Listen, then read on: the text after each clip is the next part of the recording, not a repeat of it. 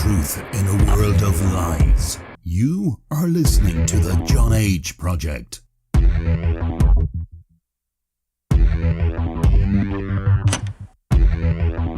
Trust no one. Trust no one. Trust no one.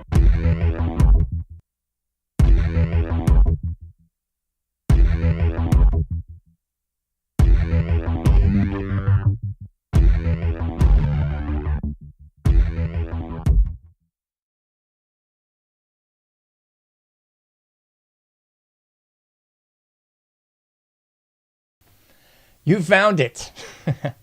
You're here. You're headlong down the runaway train that is the AnomicAge, and I am your humble host, JohnAge, coming at you proudly, sort of, from the coastal plains of the old North State. I will be your tour guide this evening as we take a somewhat satirical journey down the path of murder, destruction, mayhem, and the extermination of human life on this planet. A forced march into obsolescence thrust upon us by a global Luciferian death cult of pedophiles. Check out AnomicAge.com if you've not already done so. It looks a whole heck of a lot just like that. Please consider liking all the likes, subscribing to all the subscriptions, paypal.me/AnomicAge, patreon.com/AnomicAge as well. Those are the best two ways to help me. You can also go to the Buy Me a Cup of Coffee link, the Lightning link, if you want to send me some Satoshis. You can do that right there too. We got the Cash App link as well right there on the main page. What else we got? Somebody's going, that's not enough, John. Well, if you scroll all the way down here, we've got the free iPhone app, the free Android app, the subscribe by email link, and the free newsletter. So much more right there at AnomicAge.com. Pains me to see their episode number 201, our last conversation with the late, great Scott Bennett. Man, pains me to say that. It really does. Scott Bennett was a great guy. Folks, if you have not looked into the versions of this show where I actually do have guests, believe it or not, it was always guests up until a couple years ago when everything just went, well, you know. Anyway, I will abso-smurfly have some guests on before too long, I promise. I feel like I've been saying that for a while. But thankfully, I'm kind of getting my feet comfortable here in the Patriots Prayer Broadcasting Network. I've been doing this thing for about 5 years, but it is always a little bit of a, it's a little bit of something new, especially when you're on another network and changing things around a lot. So, nevertheless, thank you ever so much to the folks at Patriots Prayer. Thanks, Eddie, if you're listening. Maybe you are. Thanks so much to John also. He kind of got me over here from his lovely platform at the Truckers United for Freedom site. And I'm still on there too, so you can catch me on either one of those. But if you want to support what I do on the solo, definitely go to any and all of my social media links. They're available at the bottom and top of AnomicAge.com, and you can follow me there. You can like all those likes. I ain't gonna go into it again. My goodness, we already did it once. So, we shan't do it again. Oh man, I feel like this is an extreme gamble, but we'll try. Holy Lord have mercy. We got it going. So the title of tonight's episode should not be that much of a gamble, but alas, it sometimes is. Title of tonight's episode is The Anatomy of a Social Contagion. So, that's exactly what we're going to cover tonight. The anatomy of a social contagion. And this might make the casual viewer bristle, but I hope not. Hopefully it will not, because I'm not here to make light of Charlie Kirk, make light of his death or any of that stuff. That's not my gig. That's not my ball of wax. But there are no sacred cows in my barn. Nay, nay. So I'm going to cover this thing right down the middle. And I'm going to look at this through the lens of exactly what I believe it to be, another social contagion. So we'll discuss what a social contagion is, some of its characteristics, properties. I'm going to make it just downright like a class. So if that bores you, I apologize, and find another show elsewhere. I'm sure somebody's just covering the basics of this nonsense. And I might very well do that on my Thursday show. So if you're into it, I will be here every Tuesday and Thursday, 11:30 p.m. Eastern Standard Time. As I always say, taking you into the dark side of the AM. Yes, indeed. My favorite time. Love the dark side of the AM. Hate the light side of the AM. But the dark side is more apropos with me. Don't you know? Nevertheless, I ain't going to get off on that jag. So that's what we're going to look at this evening, folks. No sacred cows in my barn, so I'm going to cover this just like I think everyone should cover this. But alas, it just doesn't seem like most people are. It boggles the mind, really, when I look at this. Because I think like everybody else, rightfully so, that's how social contagions work. So like just about everybody else, I would suggest, let me get this out of here. Like about everyone else, I was caught up in the hype, And as Flavor Flav once said, don't believe the hype. And we shouldn't believe the hype, folks. We really shouldn't, because make no mistake about it, as old Billy Shakespeare said, all the world is a stage, and we're just actors upon it. A little bit of a paraphrase, don't you know? But I do believe that's exactly how it do go here in the AnomicAge. And I swear, man, the more I look at this thing and the more I look at the coverage, and let me just separate hairs here. Let me separate the wheat from the shaft here. Because there's the obvious known liars. That would be mainstream media, legacy media, the big major networks, the media conglomerates created by old Bill Clinton in the 90s, where he allowed these mega corporations to buy up other mega corporations and thus create monopolies. So that's why we have about 6 major media corporations controlling it all right about now. Thanks, good old Bill, for the old Telecommunications Act. I do believe of 1996. I could be mistaken. I don't know. I don't have these notes pulled up. I'm just kind of riffing here. But anyway, somebody can cross-check me in the comments and make fun and laugh and point. It doesn't bother me. It doesn't hurt my feelings in the least.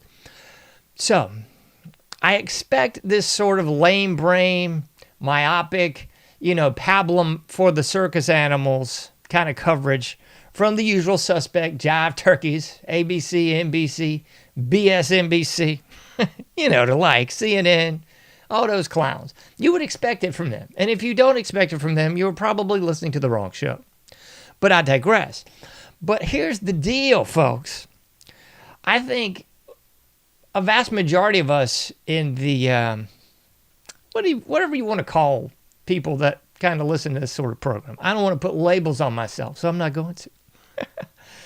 But I think most of the unlabeled demographic tends to at least hope, maybe winging a prayer, that the alternative media, the not so mainstream, the not ready for primetime players, would at least be legit and not just towing that old company line.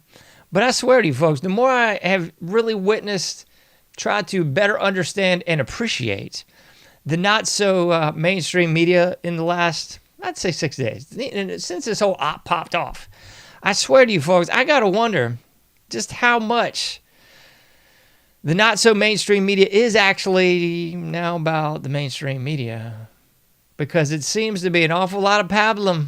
It really does. So I do kind of wonder how much money's various enterprises, organizations, and dare I say media outlets are getting from the usual suspects. The Mockingbird media, Operation Mockingbird revealed in the church committee hearings a la about 1973. I believe that's when they started. I believe they were released a little bit later, but I digress. You get the deal. So I got to wonder, I see a whole lot of just buy the company line from everybody, right, left, center, mainstream, not so mainstream. Everyone seems to be saying, that's our guy. I was going to entitle this show, to be honest with you, that's our guy. I mean, wasn't that what was it the FBI or I can't recall. Maybe it was the governor of Utah that I first saw that press release, and it was something entitled to the effect of, we got our guy, we got the guy. I'm like, what the? And everybody just ran with that, man. Everybody went, okay, okay, sir. Thank you, sir. May I have another? And it's really boggled my mind. And it really led me to where I am today, where I see this as nothing more than a social contagion, nothing more than a very big op. I'm not saying it didn't happen. I'm just saying it's an op. Whether it did happen organically, whether it was Israel, whether it was the globalists, whether it was CIA, NSA, FBI, dog catcher, I don't know. That's irrelevant at this point in the game. I do believe it's 100% guaranteed an op. And one of the best social contagions I've seen run, maybe since PSYOP 19. Because, I would have gone on record and said the greatest op was 9/11, the false flag of 9/11. That had to be the greatest op of all time until, of course, it was outdone by PSYOP 19.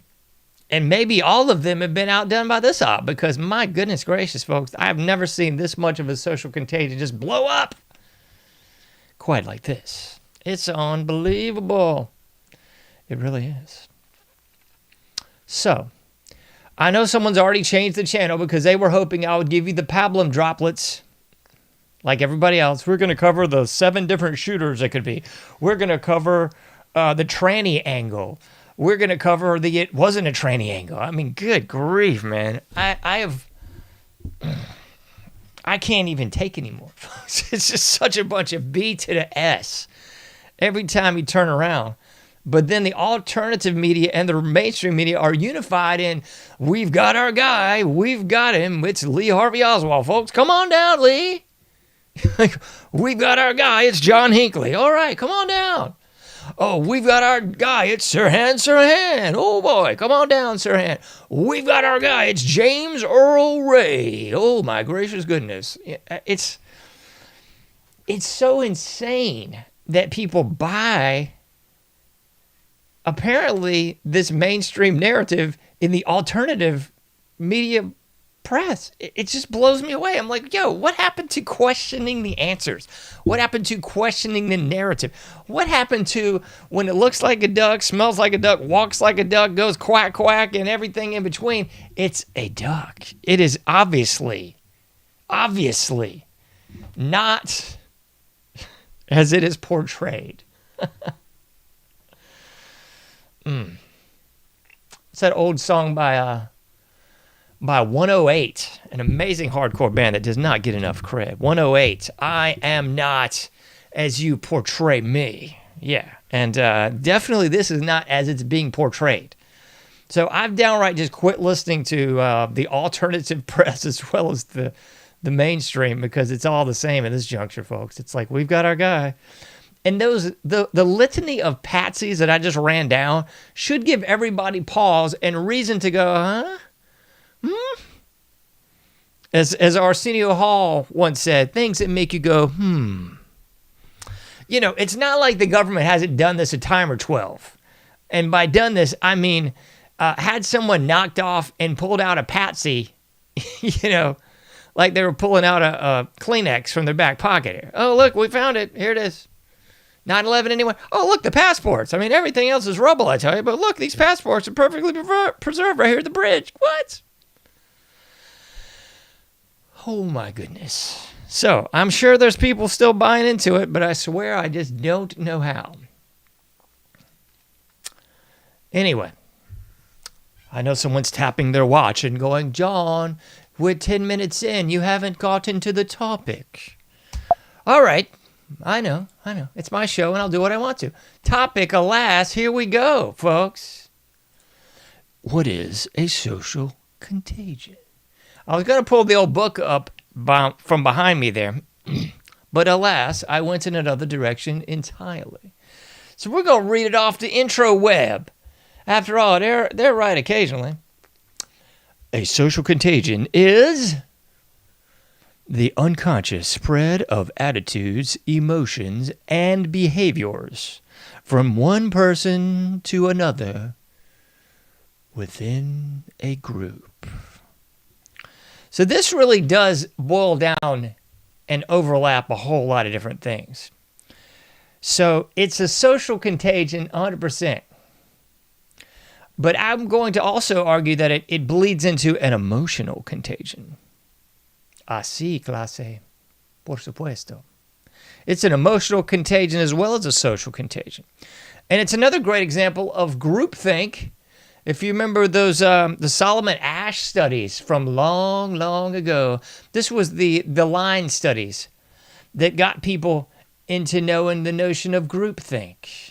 You know, it was, oh, this line is the same as this line, and the subject would say, no, it's actually this. And then before too long, the person administering the study would convince that person that they were wrong and that the person giving the experiment was right.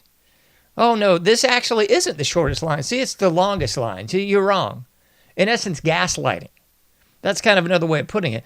But the groupthink is just that. It's the group sort of collective coming into play, and people just going along with someone in a position of authority because they're a position of authority. Oh, well, okay, well, I mean, that's what they said, so must be so. And you see the exact same thing with mob psychology. We're going to get into that in just a moment too. But a lot of people are kind of more familiar with this sort of phenomena, probably on more of a personal level, because this all this sort of bleeds over into a lot of different things. So you can look at it as this probably very basic way of understanding this, the primer on this, if you will, is just the cool kids. You know, we've all probably experienced that at some point in our life. The cool kids at the cafeterias, you know, the cool kids at school. They're cool because they've got the Jordans, or they're cool because, you know, when I was a kid, it was a Billabong jacket. They've got the Billabong jacket. Oh, that's amazing. Yeah, so cool. Or the starter jacket when you got to middle school for me. That was a cool thing, you know.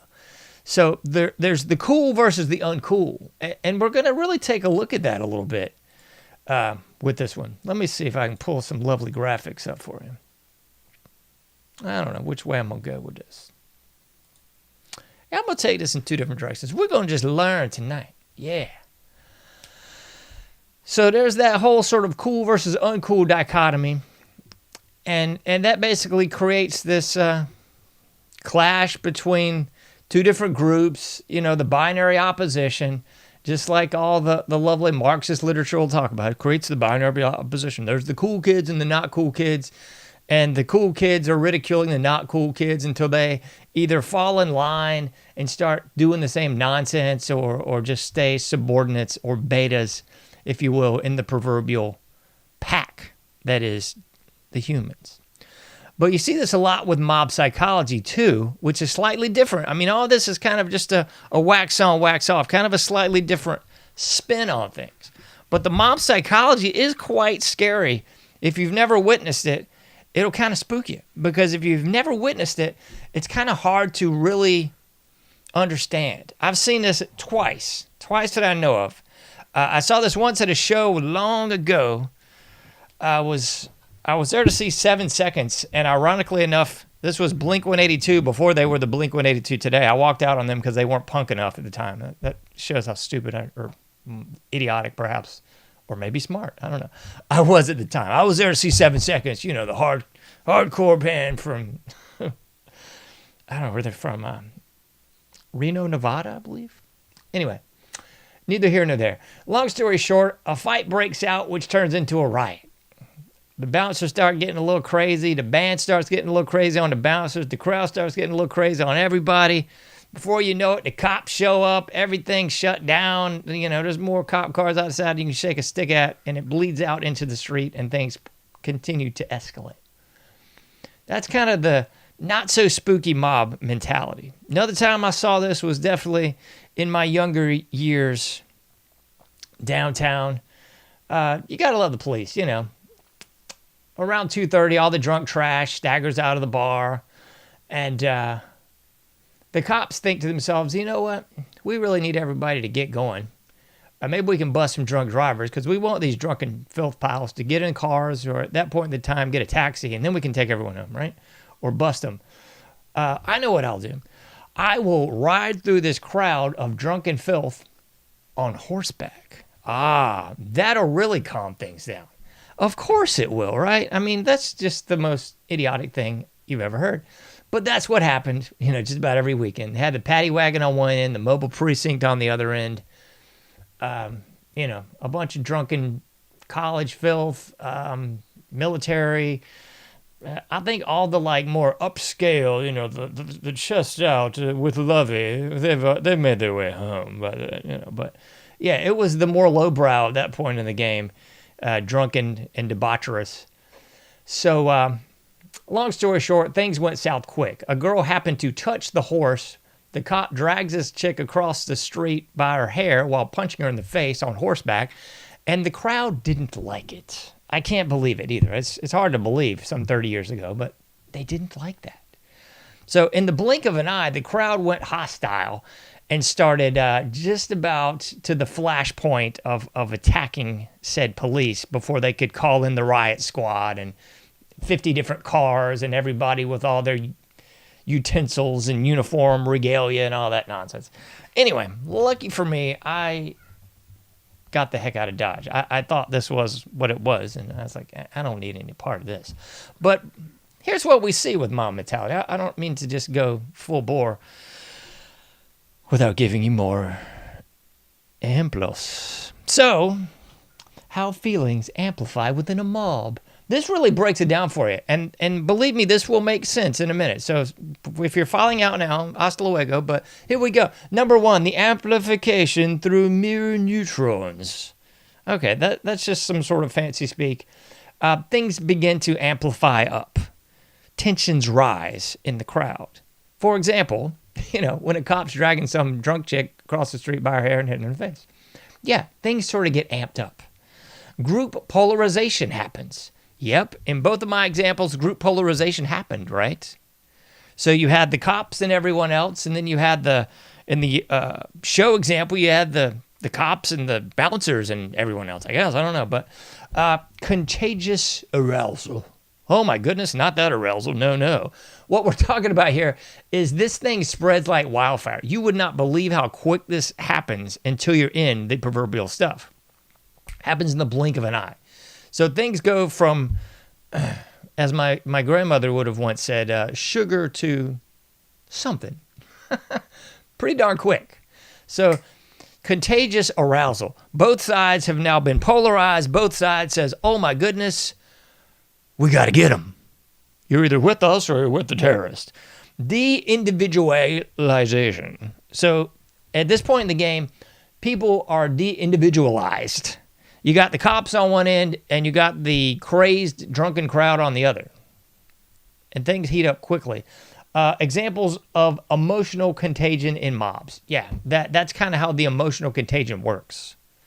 People get very emotional very quickly, and it all dematerializes from there. It just goes south.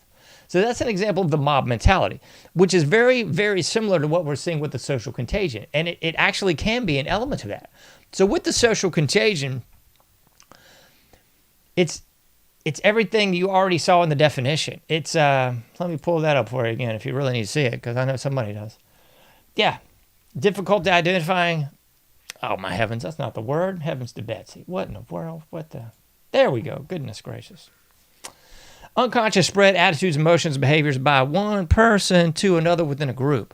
But when talking about the social contagion variety, it's going on within the whole cultural social contagion. That's what this whole thing is. And as I said before, I have not seen this since 9/11, really on this scale, because it was slightly different with the COVID hoax. Because the COVID hoax, you saw, it was a social contagion, and it was more just this like simpering, weak, pathetic, groveling, that sort of thing.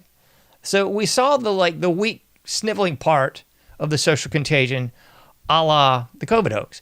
But with 9/11, we saw a kind of different social contagion. We saw this very, very bravado-based, like, let's go get them, you're with us, you're with the terrorists, freedom fried, yeah, that sort of malarkey.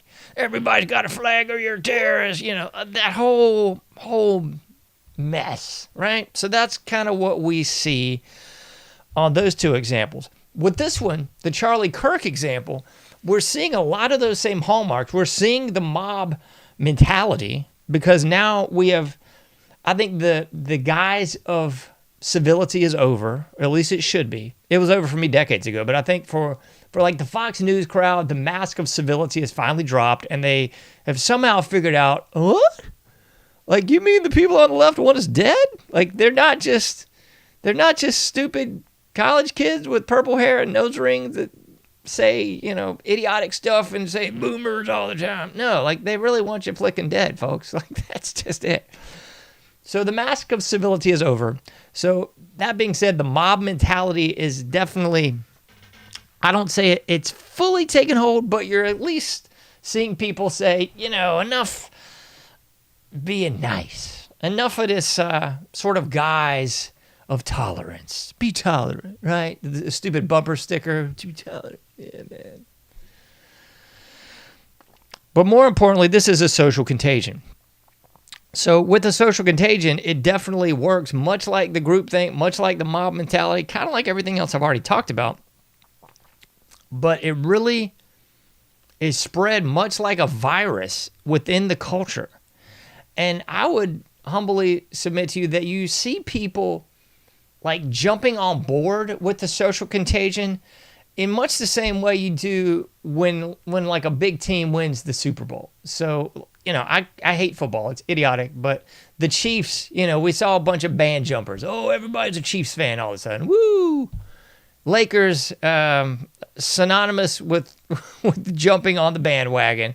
Celtics, same old mess, jumping on the bandwagon, You saw this with the Braves, about 25 years ago. They were the worst team in baseball for years, and then, holy shnikes, the 90s roll in. They actually get a decent roster, a decent coach, and just go to the championships and go to the World Series several years in a row. The joke was they only won it once, which is just... I digress. So I'm talking about here, you see a bunch of people just jumping on board, probably people that don't even really know the issues, don't even really know what's up, but it becomes kind of like the cool kids thing to do. So all the cool kids got Jordan, so let's get them too. Oh, all the cool kids love the Lakers, so I'm going to like the Lakers too. All the cool kids love Charlie Kirk, so we're going to love Charlie Kirk too. You feel me on this? I hope so. I'm trying to circle the wagons, land this plane. So that's what we're seeing with this social contagion. So we're seeing this elemental of social contagion, and it's working on both sides of the rail, so to speak. It's working on the right and the left, both sides of that Claude Levi-Strauss binary opposition, the raw and the cooked. Remember the book? Mentioned it like 3 shows ago. So that's what we're seeing. On both the right and the left, we're seeing the proverbial team jumpers, people that didn't even give a rat's, and now they're like, oh, I love Charlie Kirk. And people that didn't even give a rat's, oh, mess on Charlie Kirk. Yeah, he was all the usual suspect dribble from the lowbrow peanut gallery types, So that's what we're seeing. We're seeing that pop up in this form of the social contagion. And you saw this all across social media. I was tempted to do a show about this, but it just seemed redundant.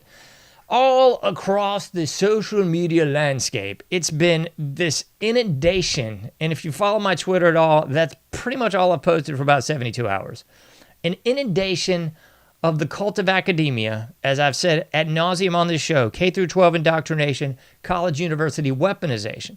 You've seen the academia types, as all says, the educated idiots, come forth in all forms and fashions. Their mask of sanity is starting to slip, to paraphrase American Psycho. And their mask of sanity did start to slip because all the academicians out there were just falling all over themselves to say disparaging things about Charlie Kirk. And I think more to the point, it became a mob mentality. it became that group think. It became, well, everybody else in the department's doing it, I better get on too. Yeah. That sort of stupidity. And then on the right, you saw the opposite. You had like vigils all across the nation. I'm not saying there's anything wrong with it, but I'm saying it's a lot of cool kids doing cool kid stuff, folks. I'm not disparaging Charlie Kirk, not trying to just say anything bad. I am explaining the aspects of a social contagion. And however you feel about this op, it was a real thing. It was the guy running from the scene with a pistol. It was the guy across the lawn at 150 yards or whatever. It was the guy behind him. It was the Secret Service guy to his left or the Secret Service guy to his right. Or I'm sorry, not Secret Service. Whatever the security details. I don't even care. But whichever one you think it was. Or if you're in the camp that he's not even dead, that won't even him. It was all unmasked. He had a blood pump, a squib coming out of his shirt. I don't even know what to tell you, man. There's people up there saying that ain't his real wife. Look, here's a picture of Erica. Here's another picture of Erica looking totally different. It is exhausting to keep up with the nonsense, folks. So I'm taking it a different way. Social contagion, 110%. So whether or not these were players, actors upon the stage or not, I'm definitely going to submit to you that it was a whole lot of seemingly very intentional emotion drawn out from this whole thing. And somebody's saying, but John, it wasn't canned emotion. It wasn't like the WWE playing clapping when there's no one really clapping. It wasn't like your favorite sports team playing that canned screaming crowd because no one's even looking at the game. No, it's totally different. Or is it? So again, I'll submit to you, I think there was a whole lot of intentional emotional pulls in this thing. And I'll give you some previous examples too. The Boomer example, and I'm not disparaging them either, so get off your high horse. But the Boomer example, rightfully so, their big social contagion moment was the assassination of JFK. So, and it reads in the same way as this, folks. That's why I keep telling you it's a social contagion. This is an op. So in every single one of these aforementioned assassinations, it always just keeps, you keep pulling the string and the sweater just keeps unraveling. It just keeps getting more and more crazy. Because just like the JFK thing, it's the mafia, it's LBJ, it's the Jews, it's the Federal Reserve thing. It's all this. It's the mafia, it's the Cubans, it's Porky Pig and Smokey the Bear. I don't know, man. I'm just saying that's how these ops always play out. And they are intentional about obfuscation of information. That's why these things always lead everybody chasing their tail. And in 2025, everyone just has the ability to slow down the frame by frame. Did you see? The bullet comes from behind him. Oh, it comes from in front of him. It comes from this palm gun. It comes from this guy in the crowd. I mean, you know, so it's one of those situations like all the rest, we'll never know. But more to the point, the emotional pull of the JFK thing was kind of self-evident as well, but they did a lot of obvious stuff to just make it more crazy, more emotional. You saw the salute from his son, more emotion. You saw every tabloid in the country at the time showing the wife crying and just more emotion. And this is the kind of thing that is just bread and butter for a social contagion. That's how it works, folks. And it links in exactly what I talked about in the previous show, the trauma-based mind control. That's why they showed the buildings falling down and the 9/11 false flag billions of times. That's why we've seen, unfortunately, the murder of this individual at least thousands of times at this point. I mean, good grief, you can't even turn on anything which you're not seeing it. So how we saw the emotional pull was quite obvious to me, even before his wife Erica went on Fox News. Oh boy. Went on the big old mainstream right-wing network. It's Fox News. And we had Sean Hannity, Mr. Throwing the Football. Yeah, that guy, because he's never lied to you. He's always a straight shooter. He's Sean Hannity. My goodness, folks. It makes you want to just smack yourself in the head over and over again. It's just so ridiculous. When you see the same hallmarks, the same harbingers from everything that you've seen in the past again and again and again, but somehow it's a sacred cow because it's a right-wing pundit. And it continues to make less and less sense because you also have J.D. Vance on the scene. Why in the bleep would J.D. Vance be on the scene? This guy's not a politician. He's riding in Air Force Two, but why? Again, he's not a politician. I mean, we don't even have that from governors and senators that have died. But the VP shows up in Air Force Two and just whisk you away, lickety-split. Seems a bit strange. And then, of course, in the big news broadcast with Erica Kirk, again, not throwing barbs here, it just seemed like a lot of intentional emotion. Bringing up the kids is an instant emotional pull for anyone. I don't care who you are. It was a pull for me, and I was watching it with obvious eyes wide open to a lot of this mess. And it was still like, man, that's touching. It pulls at your heart. It does. And it's intentional. You don't have to get up there and bring up the kids. It's not necessary. I wouldn't be up there at all if someone shot my spouse. What was it? 48 hours, not even 72 hours before, and she's up I'm on the stage now, and I got to hit all these emotional highlights, and it just stinks, folks. It stinks. People on the right ain't trying to hear it right now, but it stinks. And then we went from the shooter living with his mom and dad, turned in by dear old dad. And then, no, he wasn't. Actually, he was living with his tranny lover. I don't even know this clown's name. Sticks or something retarded. I don't even know. You know, we went from this to that, and then the gun. the whole gun thing. They might as well have said Madlicker Carcana. If they would have said that, I would have just died laughing, because I mean that is kind of on par with what they are trying to pass off as the alleged murder weapon. It just showed up. It was in the grassy knoll, in a box, wrapped in a towel. What the? And he jumped down from the roof, even though there's a guy disappearing behind a tree that just vanishes. He jumps down from the roof, allegedly, with this full-length long rifle in his pants? What? Gracious goodness. You had people on InfoWars right after this happening say, oh, yeah, he totally has a gun case. And I'm like, what are you watching about? He's got a flipping, like a small black duffel bag. There's no gun case there. But we're led to believe that he took apart the gun, reassembled the gun, and just left it out laying in a box wrapped in a towel. I mean, what the? Yeah, if they would have said, he went to the library. No, excuse me. What's the one where Lee Harvey? He went to the movie theater. Yeah, he went to the movie theater, and we found him there in the movie theater after he shot a cop. And it's just, oh my gosh, man.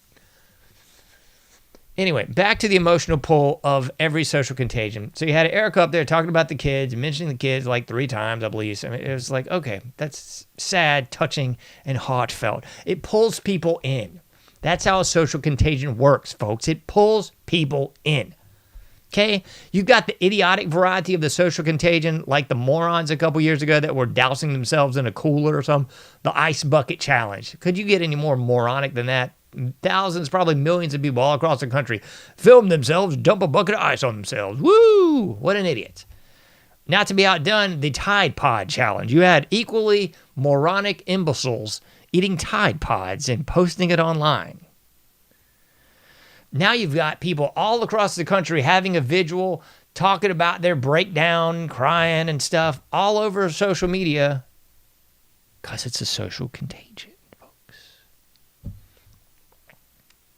This might be construed as a barb, but take it what you will. This is just facts here, folks. If you saw the video of Erica Kirk at her murdered husband's casket, this was all over social media and the internet and mainstream media too about 4 days ago. And when I saw this, I did not want to believe that this was real. Like, I really looked at this the first time going, what? And the second time with like the most jaundiced eye possible. And then the third time I was like, this is not reality. And I guarantee you, somebody out there has already turned this off and they're going, but John, people grieve differently. It's a different time. Everyone posts everything now. Look at what I just ate for dinner. You know, good grief. I ain't buying it, folks. I am not blipping buying it. I'm sorry. That just stinks. There is no way under the sun, under God's green earth, that if someone's spouse is murdered in cold blood on the global stage, that you are going to get a cameraman and say, hey, I got a great shot for it. Here, I'm going to grieve over my deceased spouse here. Hold his hand, tell him I love you, baby, over and over again. And then we're going to put that online. We're going to say, print, that's a keeper. What? Folks, I've been through a funeral or two in my day, and there is no way I was going to have anything of even the remotest of public anything at the viewing, at seeing the body or anything else. That is cuckoo for Cocoa Puffs. Completely deranged. And somebody out there is probably saying, it looks like rubber hands. I don't even know, okay? I'm not even going to touch the elephant in the room. I don't know. Rubber hands, real hands, just the dead guy's hands. I don't know. I am saying that reaction was not normal in any universe with anyone, no matter how they're grieving. I'm sorry, that just stinks. If that is your reaction, then that reaction stinks. If this was all a publicity stunt, an opt, or a great way to push the emotion of a social contagion, then it just still stinks. It's in poor taste. It is ridiculous. Whew. So, social contagion it is, I do believe. It's managed to get everybody in on it all across the world. And this really brings up another element. I'm glad I didn't forget this, because to me, this is emblematic of also what's referred to in sociology and psychology as a parasocial relationship. Look into it if you haven't. A parasocial relationship is when nutcases believe that they somehow have a relationship with a celebrity. You know, you've seen this since the dawn of time. You know, like the old 80s example was Jodie Foster. She had some crazed stalker, you know, whatever. And now you just go, ugh. But I digress.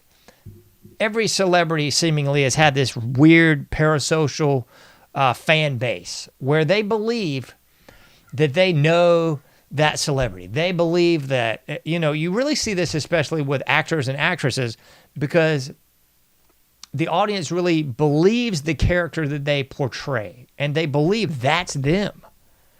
So, I mean, when you're watching the Andy Griffith Show, you go, yep, that's Andy Griffith, all right. That's him. That's the guy. Even though that's the character Andy Taylor played by the actor and actual human being Andy Griffith. You pick him up and I'm putting down a hope. The same thing, you know, substitute your favorite guy. Tony Danza was not the character he played on Who's the Boss. That was not Tony Danza. Tony Danza was the actor that portrayed, what was it, Tony Maselli. Whatever his name is. You know, that's the point here, folks. And it's even harder to disseminate. It's harder to discern what is real from not real. And it's even more difficult in 2025 because our world is a nightmare. You got AI-generated bands. You got AI-generated film. You got AI-generated people that never existed. So there's that. You got people getting catfished online all the time. It's the most attractive girl you've ever seen from like 3/4 chest up. Down, it could be the hobgoblin of hobgoblins. You don't know. And this guy's doing it too, guys. Don't think you ain't, you know, I don't think it's just the chicks doing this. So my point is, it's very easy to fall for this parasocial relationship now. And the social contagion is just further exacerbated by social media and by that parasocial relationship. So you got people just bust jumping on the Charlie Kirk bandwagon and against the Charlie Kirk bandwagon. People that don't even hardly know this guy at all. But they know the parasocial relationship that they've seen on Instagram. They know what they've seen on Twitter. They know he's the best thing since sliced bread, or he's the second coming of Beelzebub. You know what I mean? That just makes the social contagion that much worse, because both sides are pulling in opposite directions. The binary opposition. It's George Soros's dream. I mean, this is what they beg for, folks. This is it. This is tribalism at its purest sense. It's the Hatfields and the McCoys. It's the Redskins versus the Raiders. It's tribalism. This is my team. I identify with this guy. I have a parasocial relationship with this guy. I know him. He's a good guy, or he's the worst guy in the world. That's what this is all about. Social contagion. Ladies and gentlemen, boys and girls. Those of you who still identify as human, that's exactly what this is. And I'm not throwing jabs and saying it's all fake. I'm saying perhaps this whole thing happened just as they told us. Just happened just like that. Okay, if that's the case, if it was a crazed tranny shooter, then it's still a social contagion.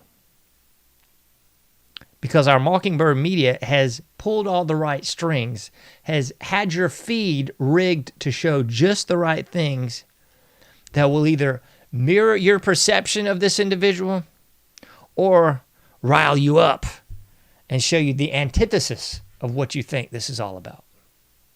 And that's how the social contagion works. It gets the two sides going against each other. It gets people that are involved that are just like scarcely familiar with the topic or the person in this instance. It does it based on the social media. It does it based on that binary opposition of I'm right versus you're wrong. Same sort of stuff. Again and again and again. This is just the newest incarnation of this, folks. So don't think if you just didn't catch it the first time like you're a dum-dum. I'm not saying that. That's not what I'm saying at all. It's easy to get caught up in this, folks. It's easy to get caught in the mosh. What the heck is that band that played Caught in the Mosh? Dang. Was it Testament? Testament played Caught in the Mosh, I think? I don't know. Could be mistaken. I don't know. Anyway, that's the deal, folks. It's easy to get caught in the mosh. It's easy to get sort of blindsided by this. It's so darn easy to fall into the emotional tornado. Everything on social media is Charlie Kirk. Everything is him getting shot. Everything is your side is right. Or everything is, look how terrible this other side is. Oh, it's just blasphemous. It's terrible ideas. Look at it. Did you see it? Did you see this? And I'm as guilty as anybody. I'm sending stuff to family, and they're sending stuff to me. Social media is just a buzz with this stuff. But it's important to see things for what they are. It's important to see ops for what they are. I don't believe, for example, we're ever going to know the true nature of this killer any more than we know the true nature of any of the aforementioned assassins throughout history. We're going to know the sanitized for your protection version of reality that they want you to see. That's all. Only the news that you need to see. That's what you're going to get from us here. And that's what you're going to get apparently from the alt media and the mainstream media now. Whatever the sanitized version is what you're going to see. Disgusting as it might be. It's a social contagion, folks. Nothing more, nothing less. We got time to get into a little news. My goodness gracious sakes alive, I do believe we do. And it's really crazy. I could have done an entire show. I could have done about 5 different shows about 5 different ways on 5 different complete topics here. I was going to do one just on the cult of academia, the K through 12 indoctrination, college, university weaponization, because that's another angle we're going to have to touch on. If you're new to the show, I've touched on it probably ad nauseum, but we're going to go through it one more time. The cult of academia. I was also going to do another show just about all the connections to our greatest ally. Could do a whole nother show on that one. And I don't know if it's just me or if North Carolina has fallen off the cliff and kind of like that falling out of the ugly tree and hit every branch. Kind of like the falling off the stupid cliff and hit every branch. I don't know, man. But North Carolina is just replete with imbeciles, scumbags, communists, and just satanic filth. It really is. I've posted so much about North Carolina in the past few days. I just couldn't handle it anymore. That's kind of why I jerked the wheel into a totally different direction. But we will at least cover what we probably all want to know. Our greatest ally. There's so much. So much. Good grief. Oh my goodness. Let's start here. Why not? And I was gonna just rattle these things off, but I decided no. Let's show the images too. Here's things that have happened since the moida of Charlie Kirk. I've got a list here. This list, I believe, is a bit erroneous because this is not my list, but I'm agreeing with. I'm not even giving you the first one because I believe that's erroneous. Blocked the Epstein files. That's it, folks. This is from NBC News, the legacy variety. Yes, Senate Republicans defeat Democratic push to force release of Epstein files. Yeah, so while you were sleeping, that's what I said to this. While you were sleeping, it looks like the Senate, the Republicans, the right side of justice, the right side of history, those guys, they were able to defeat a bill that would force the release of the Epstein files. And I know someone out there is going, but John, those dastardly Democrats put all this negative information about Presidente Trump in there. Don't you know? That's why he didn't want it released. I ain't buying it, folks. I'm sorry. I'm not in your cult, and I'm not buying it. In my humble opinion, everything looks better in the light. And just as you've I've never, thank God, but I've heard this example many times. You flip the lights on and the bugs run for the walls, And in my humble opinion, that's exactly what El Presidente Trump should be doing here. He should be releasing all this in the light. And if it's all a bunch of hogwash by them pesky Democrats, then so be it. It'll all flesh itself out in the light. Also, maybe you could actually try to get some of these criminal scumbags and put them in jail. Or maybe your DOJ could do that. I don't think so. Or your Attorney General could do that. I know they couldn't. Or even the FBI could do that. No, I know they couldn't. So we got Bondi, we got Cash Patel, and we got Bongino. They all seem to be just helplessly running through the Who's on First skit over and over and over again. Well, you got like this litany of dastardly criminals just running amok. 86-47 or whatever that jackwagon. That's just one of them. I mean, everything that you've seen from these alleged Democrats under the guise of communist satanic filth is just criminal. But yet, I guess not, because they're not in jail. But alas, if you drive down the highway too fast, someone will shake their finger at you and give you a ticket to fund the state that's destroying you. What else we got? Rubio's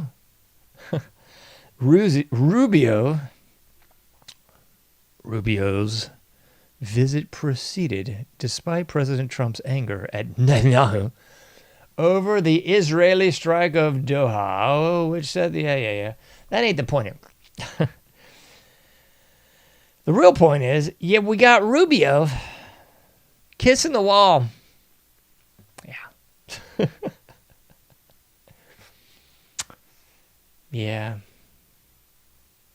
He's over there with Huckabee. They're both kissing the wall. They're making out with the wall. while this whole Charlie Kirk thing goes bluey over here in the States, don't worry.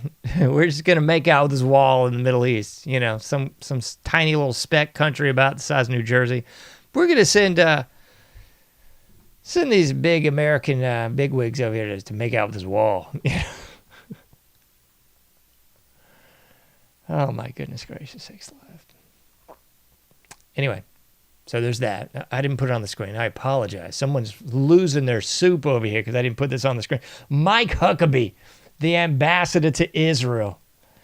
Oh, yes. And Michael Rubio. Visit our greatest ally to make out with a wall and wear a special hat. Yes, they do, I tell you. But wait, there's more because somebody is tapping their finger. This happened before this old hoopla popped off in the last week or so here.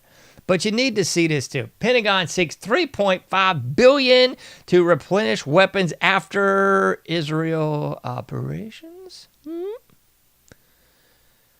Yeah. It's for a missile defense system. It's just $3.5 billion. I mean, what are you worried about? Yeah, you're out there actually worried about inflation or something? You worried about like paying bills? You're actually concerned about your kid's economic future, your own economic future. You mean you're living paycheck to paycheck and what's 3.5 bill to a tiny little greatest ally across the sea? I mean, come on. They love you. Send me your money. I swear. Israel should adopt the old suicidal tendency song, Send Me Your Money. That would be amazing. That should be maybe they could be their new national anthem. I think it could be awesome. What else we got? This is from my list. Block the Epstein files, yes.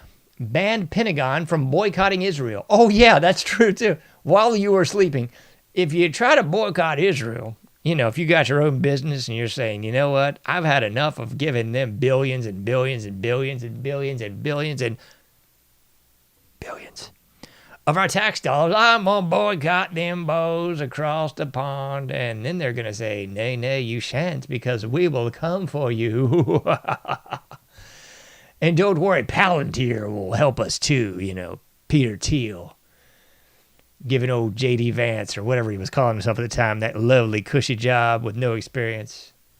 Yeah, Palantir's in the big, beautiful bill, and it's going to aid us in stopping you from criticizing you-know-who. I see, classy. Who's that? The judge that's gonna help us. Oh, Piro. Yeah, Piro's gonna help you too. Janine Piro. She's gonna really bust your chops if you say anything negativo about our greatest ally, don't you know? Let me see what else we got. Push bill to revoke citizenship for criticizing who? Cuba? No. Criticizing China? No. Criticizing Bangkok? No. Who in the world would Los Estados Unidos go on the mat for and say, we're going to try to take your visa away. We're going to put you in jail for criticizing Australia? I don't know. For criticizing someplace, I can't think of where. Maybe the commenters know. I don't. I have no idea. Approved 650 million plus. Approved 650 million plus for you know who. Exactly. Tasmania. Yep. 650 million for Madagascar. That's exactly who we're giving this money to, folks. So if you thought we were just going to give it to Israel, no. Why would we do that? I mean, that'd be crazy. 650 million too. Tanzania. That's right. Anyway, so there's that. What else we got? This one's from Greg Reese, former Live Infowars. I miss you there, Greg Reese. You did some amazing work. I apologize for the expletive. I was going to crop that out, but I thought for full edification. Oh, Greg Reese is saying, what the does it take for a revolution? I don't know. Great band from across the pond, the Addicts. Viva la Revolution. I don't know, Greg. I don't think the American people would get off the canvas for anything. They won't get off the canvas for 60 plus million babies murdered? No. They won't get off the canvas for a vaccine that'll kill you? They won't get off the canvas for shutting your business down under the auspice of safety and security? They won't get off the canvas for nothing, Greg.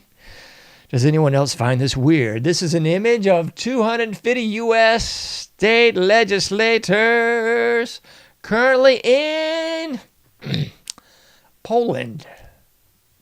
No. Currently in Chile. Not even close. No. Currently in the Philippines. No, es verdad, clase. You know where they are. That's right. We got one more for you. This one's kind of a funny as well, I thought. America really needs to take a good look at the logo in the back and ask, what is this? What? The logo, in case you're only in the auditory variety of this show, says 50 states, one Israel. Do-do-do-do-do-do. Doesn't that just warm the cockles of your heart? 50 states, one Israel, folks. What it should tell you is that the people that you thought, stupidly so, I don't know why anyone thought this, would actually represent you do not have your best interest at heart. They, in fact, have somebody else's best interest at heart. Probably the somebody that would give them, $100 million, like Miriam Adelson or something. I don't know. I think she's from Canada. But anyway, that's what I would suggest. I'm pretty sure that the people that you believe falsely so, that have your best interest in heart, those people that might even go on live television with a lovely ad campaign saying, put America first, in fact, might, possible si, be putting somebody else first that ain't you or me. What you think? What do you believe? Oh, my gracious goodness. Ladies and gentlemen, boys and girls, we have come to the end of our time together. We've actually well surpassed our time together. I was supposed to put the brakes on this thing at like 12:30, but I gave you a little bit too much ads than I was supposed to, and I didn't want to leave you hanging high dry, so to speak. So I'm giving you the full well into the dark side of the AM. If you're playing with the add-on version of the game, we're sitting at 12:53. So we're well into the dark side of the AM, folks. Thanks for tuning in. Thanks for hanging out with me. If you're still out there in the chat or in the spooky intro web, thank you very much for hanging out. Thanks for tuning in. Wasn't meant to be offensive, just shining a light in the dark. Kind of like Dio. Like a rainbow in the dark. I was on a Dio kick for the last few days. I wish I could play that on this show, but alas, you get the Dikembe Mutombo finger wave from the YouTube likes. So anyway, just trying to shine a little light in the darkness, try to propagate a little truth in a world of lies, as I say on this thing. You can't do everything, but you can do something. Please get out there, do your part, make a difference, and I'll be seeing you sooner than later. To be specific, at 11:30 p.m. Eastern Standard Time on Thursday. I'll be seeing you sooner than later in the AnomicAge.